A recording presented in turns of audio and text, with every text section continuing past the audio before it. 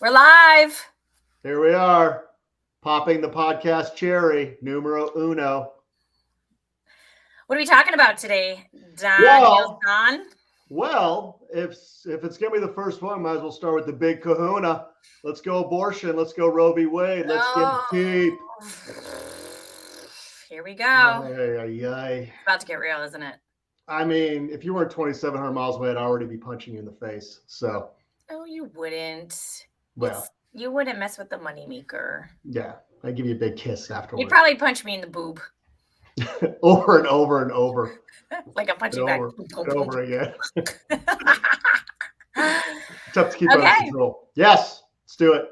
Okay, well, I mean, since you're Mr. Passionate of whatever and you're a dude and you want to weigh in on this topic, I'm going to let you go first. Yeah. I just want to hear the stupid crap that's about to come out of your mouth. Yeah, because the Jesus freaks aren't passionate at all about abortion. They're fairly non-committal. Well, look, you guys have won. You win. You got Trump in. Let's talk about this for 1 second. Like, pause. We've had 3 pretty solid victories. So, like, Jesus is winning 3-0 right now in the last. Jesus, we'll wait for the next couple of years. Look, by 2027, we'll basically be a Taliban state. So, Handmaid's Tale 2.0 is going to be the United States. So good work. You mean returning back to like the way this country was founded on God and basic principles and not gray area of chaos and confusion? And I'm not sure if I'm a dude, but I'm a chick, but I'm a this and I'm a that. I mean, like, come on, dude. There's no lines anymore. Let's go back to the way the country was founded, like when women didn't have the right to vote and minorities were slaves. And like, yeah, that's a good time to go back to. Let's do that. When it was the landed gentry who were allowed to vote and run this country. Let's do that. All right, so you're no longer going to vote. You no longer have any rights. You're no longer allowed to leave the house. I think it's great. Let's do that. Let's start there. Sounds great. I'm in. Okay, so Roe v. Wade. So the Supreme Court, which was supposed to be immune to political pressure last week, said that they reversed, for the first time in the history of the court, reversed a constitutional right that affected the lives of 200 million women in this country, and said you no longer have the right to an abortion. And so allowing the states, 50% of which have now banned abortion or will in the next month or two, and removing basically an essential right of women to control their bodies. And their autonomy in living their lives is basically gone in half the states of this country. And sounds great for women. You as a woman really should be excited about the fact that you no longer have control over your body. Thoughts? So, first of all, it was never a part of the Constitution anyway. Like, abortion should never, that's how I feel about it. We should have never been a part of federal government and law anyway. My body should not be on the docket for anybody running for office. It should not have been a part of the Constitution. Like, that's not what it's supposed to be about. Like, you want to talk about free choice and stuff? Well, if the government's controlling it, I never had a choice anyway.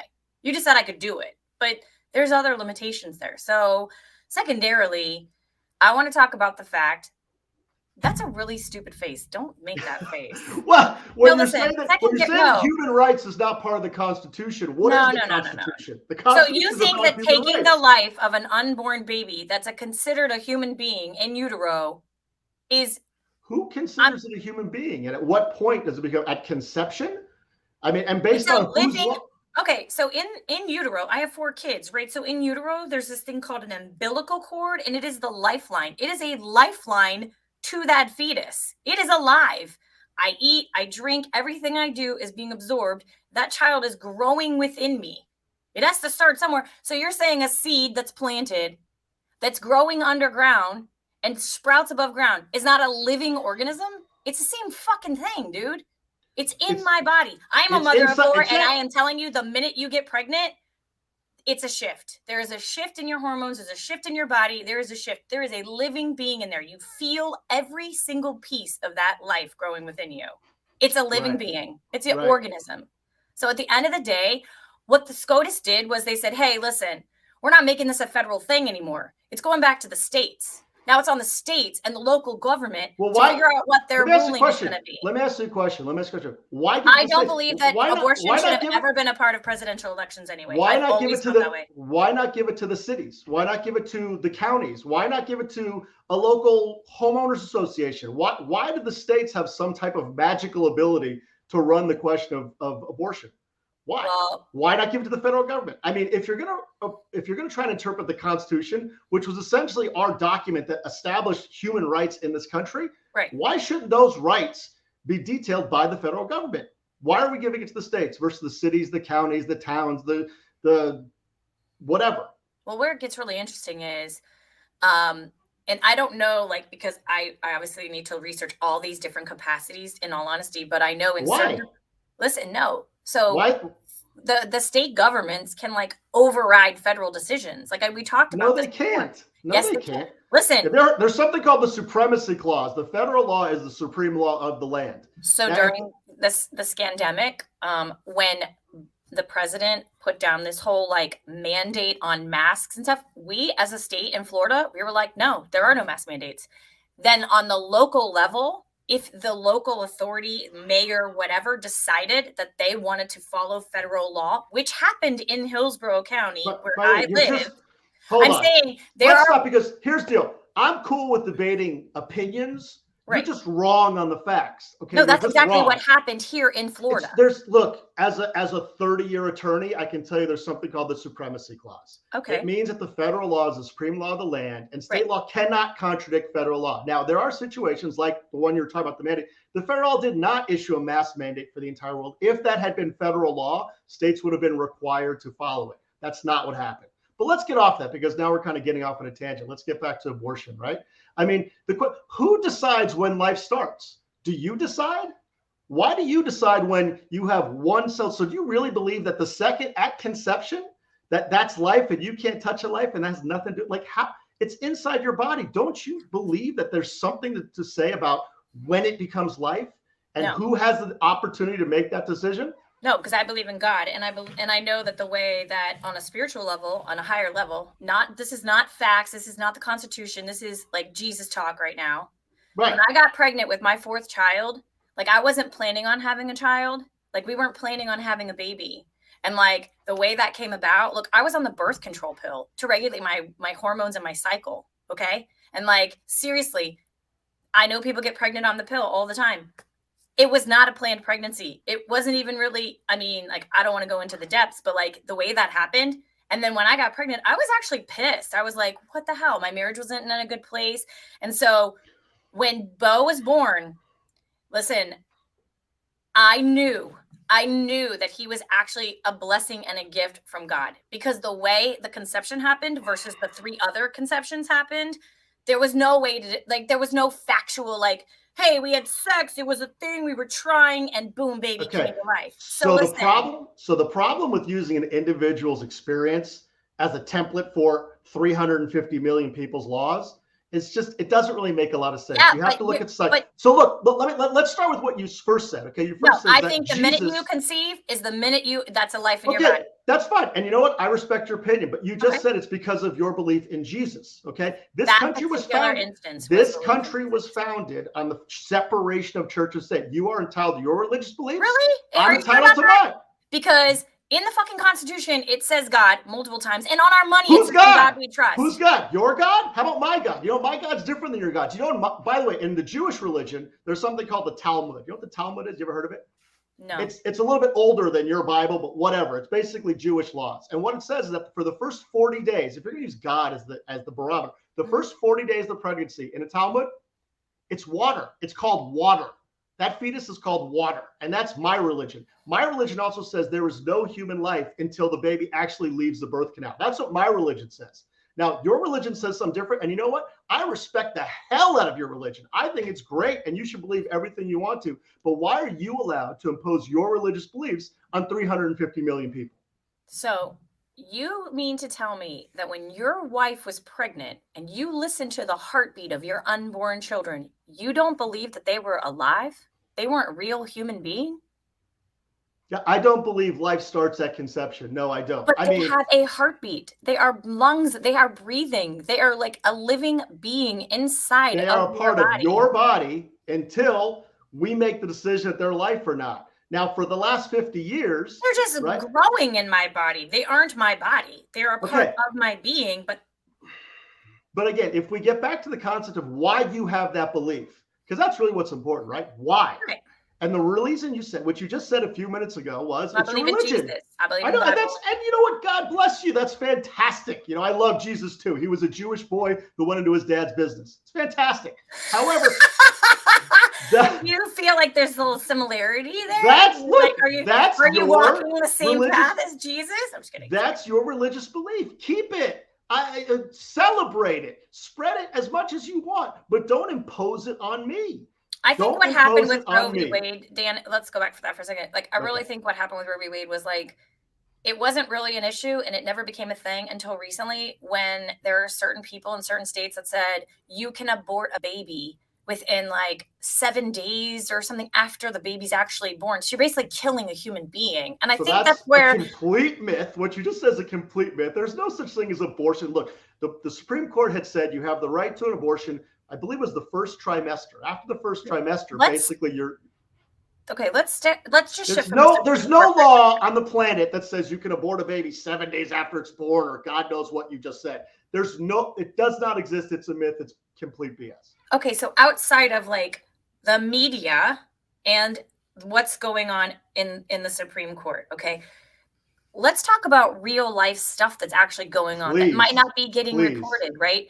And some of these states and some of these abortion clinics and some of the stuff that's going on that's awful, Dan. Like, I really believe that the reason why the SCOTUS said, hey, look, this isn't a federal thing anymore. This needs to be a local thing is because there's a lot of nasty, terrible stuff going on out inside of the world. Like, babies are being aborted in like the 3rd trimester, like a full Which is grown illegal. 7-pound baby. By the Correct. way, But by it's the way, happening. Wait, pause. but Listen, let me finish. But it's happening. And so because they know it's happening, this is where they're like, okay, we can't control everything on the ground floor. We're up here. So we need the states and the local governments to come in and say, listen, that's murder. That's messed up. Like, and I think that that's really what's going on here. And everyone's losing their mind. Look, abortion in the DNC factor, like in a medical state, like you are pregnant with a child, that child's going to have Down syndrome. You are not capable to take care of that. You have a doctor, an OBGYN. They're like, you're pregnant with a baby and you're going to have major health issues. You could run the risk of dying on the birthing table.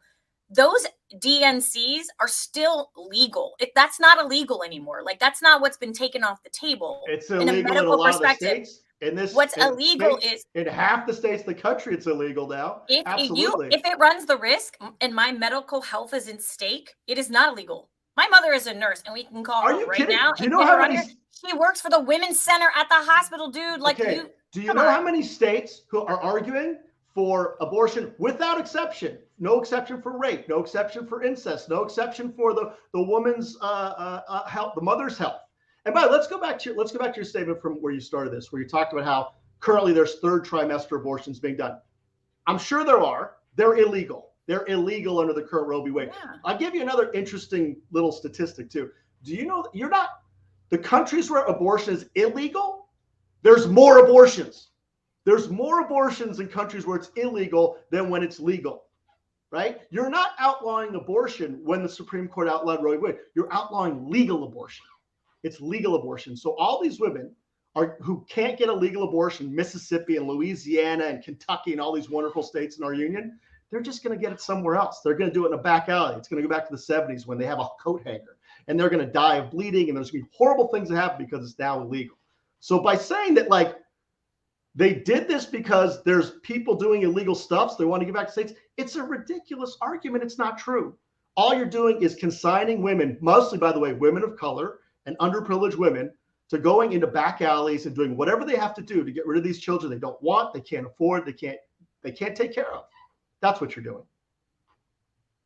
Thoughts? Let's take rape off the table Okay. Why would you take it off the table? That's one of the biggest deals. We're going to God talk about forbid. it in a second. We're going to Okay. go segment by We're not. segment. We're just pushing it to the Yeah, 19 we minute can't mark. talk about every topic. We have to break them up into segments. Okay. What about the people that use abortion and the morning after pill as a form of contraception because they just can't make good life choices and they're like whoring around and just having sex with whomever and they get knocked up by some random dude that they just met or they've been kind of dating and they're not using protection? What about those abortions? Because when you start looking at it from like a granular level and you break down all the reasons why people get abortions, that's a big part of it, is that people are using it as contraception. And if you're like the Supreme Court and you're these other government agencies and you're looking at it going, I mean, it So could what be you're saying is, construed as murder. Like, because look, like, listen, because if you say like, hey, it starts at conception.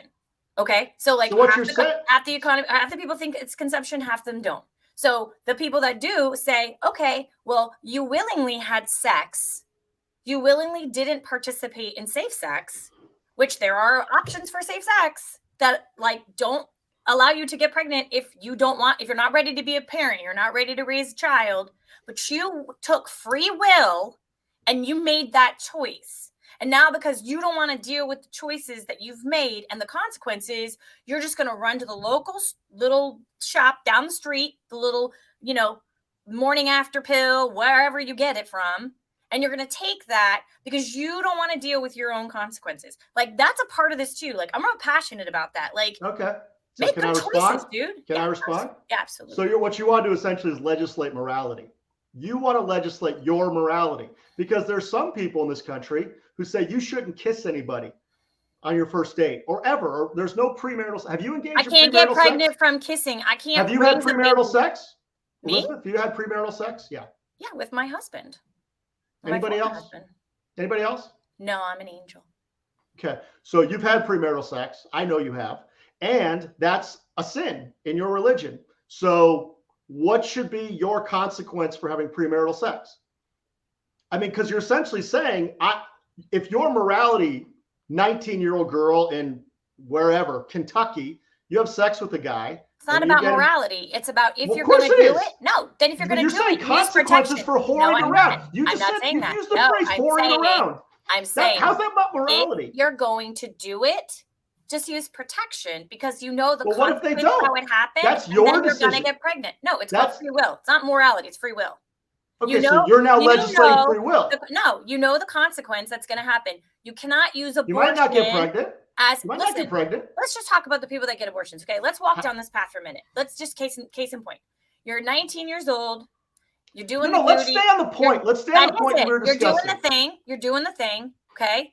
And you have protected sex. You're not on birth control. What if you have protected sex? What about the 5% of people who have, you just said when you had your fourth kid, you were using protection, whatever. What if you use protection and you still got pregnant? Are you still then whoring around and don't deserve an abortion? Married. I mean, I'm a little different because I was married. So like, that's not, if you're not married, like 19, and I was capable of raising a child. Married? What if you're 19 years old, your boyfriend in your first year of college and you're using protection, you get pregnant? Are you still whoring around and don't deserve an abortion?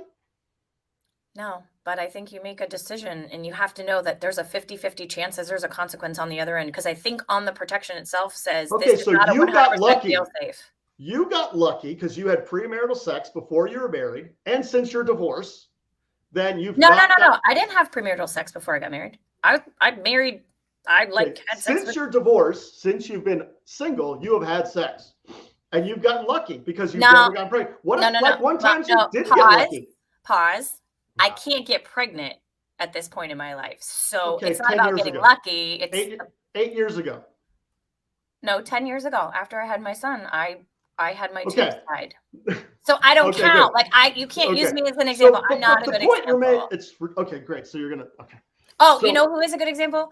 I had a friend. A friend who in high school had a boyfriend for many years. She got pregnant. And she did have an abortion. She couldn't, I mean, she was, junior year in high school. This was a long time ago. Long time ago. We're talking 27 years ago. And it really affected her. I mean, it messed her body up big time. It affected her pregnancies and her births with her children. She almost hemorrhaged out on her second birth. and psychologically has messed her up for a very, very, very long time. I mean, she's still not okay. How about the millions and millions and millions of women who have to have kids because they don't have abortion, and those kids are profoundly disabled, that they have to drop out of college, that they can't have a job, that their lives are ruined, that they're basically consigned to a life of poverty and underprivileged because they had to have the child. How about all the? I mean, that's the problem with they do medical tests now for that, right? Right, but the thing is if you can't get an abortion, your kid can have mosaicism, or you can't be hydrocephalic. What do you mean no? How can you say no? No, I mean, in that instance, that's not off the table. That's where everyone's like, there are states where it is. There are states, there are legislators out there saying we're going to have no abortion. It's not abortion. It's called a DNC, and it is done under the medical guise of your OBGYN and your doctor. So you're telling me that so instead of walking into an abortion clinic, which is not at the hospital, that's not at your OBGYN's office. This is they're regulated talking like and licensed.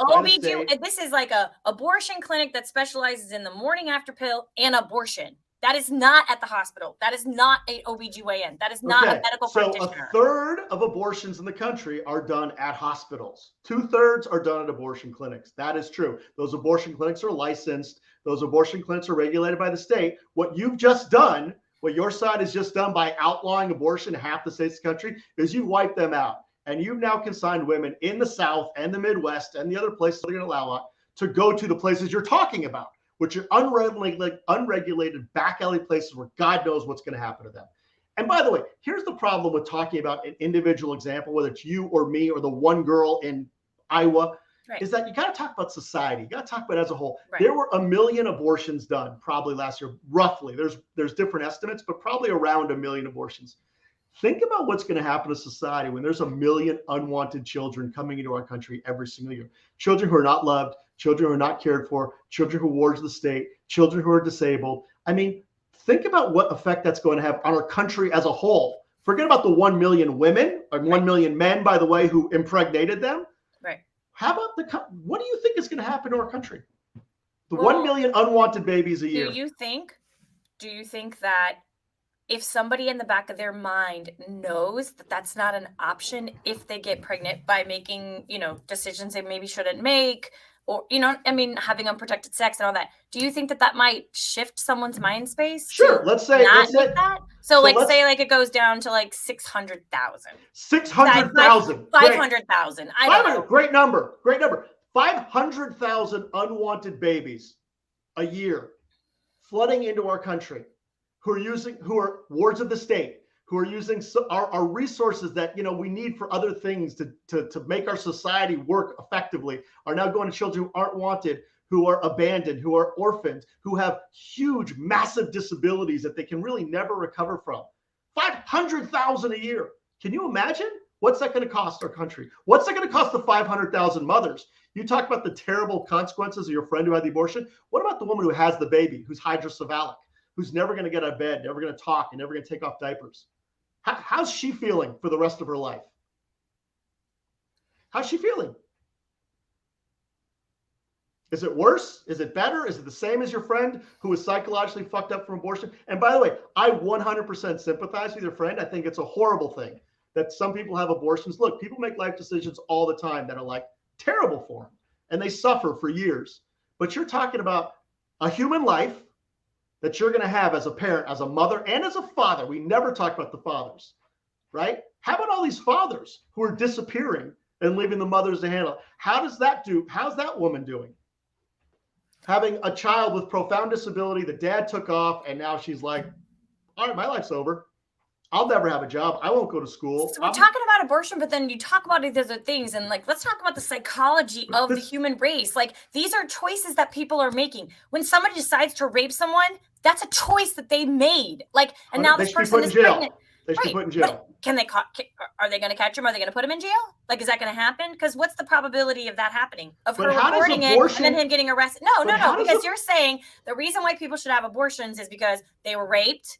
Okay, they were raped, or they were 19 and they had sex and they're not ready to raise a baby, and all these things. And I'm going, okay, those are fucking choices that people have made that have led to a consequence. And their way of solving the problem is aborting the child that didn't ask to be a part of the equation. The grown-ups or the grown-up made a decision or the grown-ups made decisions. And now this unborn child is the consequence.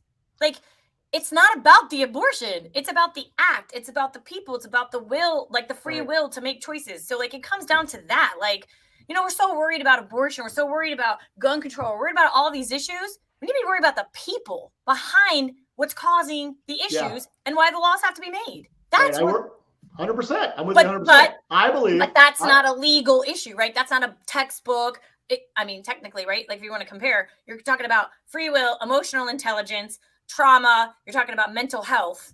Well, that's not the Constitution, legal law, the court system, like medical. Like, that's very scientific, very factual, very data driven. And this is all like frou-frou shit, right? But we avoid the frou-frou shit, and now we have all this other shit to deal with. I actually have absolutely no idea what you're talking about right now. But if you're talking about free will, I agree that women should have free will to make their choices.